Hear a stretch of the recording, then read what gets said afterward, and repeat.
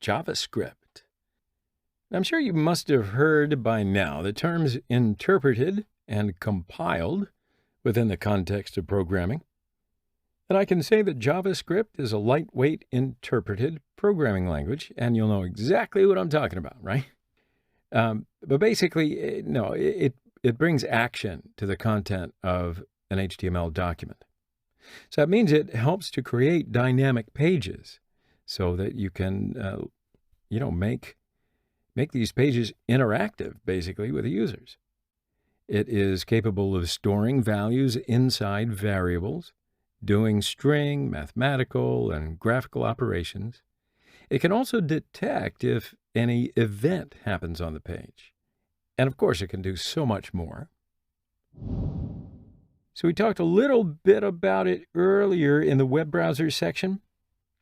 After the HTML and CSS have been assembled and put together into a web page, JavaScript is executed by the browser's JavaScript engine. And then this ensures that the structure and style of the page are already in place by the time that the JavaScript starts to run. That's why it's common to use JavaScript to dynamically modify HTML and CSS in a document via the Document Object Model API. So this feature is also very handy for web pen testers to run payloads. That's why we're talking about it. So we're going to be using JavaScript, way too much. But we're going to be using JavaScript a lot to manipulate the behavior of the victim's browser. So besides having a general programming languages feature, JavaScript can raise its capability with the use of APIs. Now, browser APIs are built into a web browser and are usually capable of exposing data from the surrounding computer environment, or to do even more useful, complex things. But think of it this way. You can even get data from the victim's computer environment. So I will now explain to you how JavaScript can be used within a web page.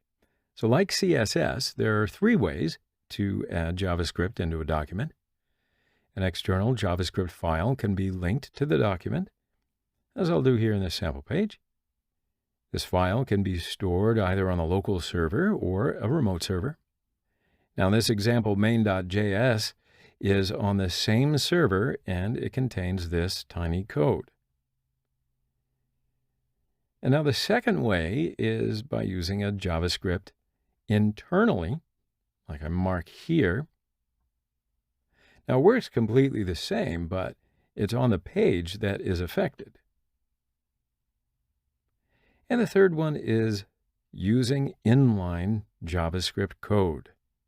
Now, sometimes you may hear of server-side JavaScript. Yeah, there is a concept out there like that. For example, Node.js, that's an environment that works this way. But it's not in the context or scope of this course.